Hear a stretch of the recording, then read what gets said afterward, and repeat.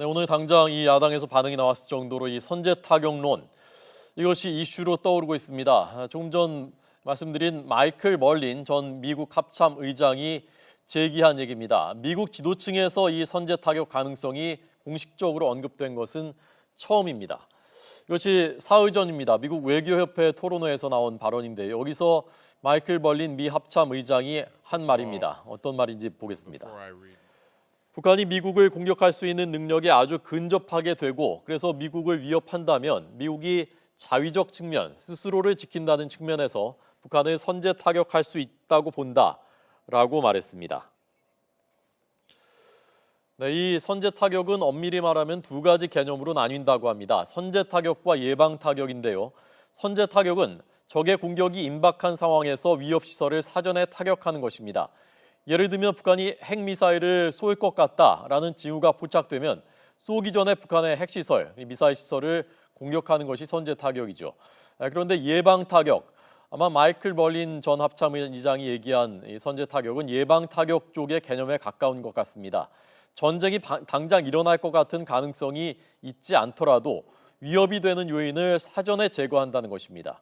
그러니까 예를 들면 북한의 핵시설이라든가 장거리 미사일 기지, 이동식 미사일 발사대 같은 것을 미리 북한이 막 지금 쏘려고 하지 않더라도 미리 제거한다는 것이죠.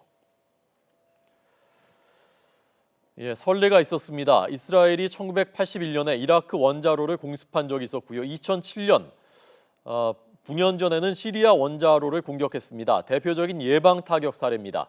이런 공습을 통해서 이라크와 시리아의 핵 위협이 다 자라나기 전에 싹을 잘라버린 것입니다. 1994년에는 한반도와 관련된 사례도 있습니다.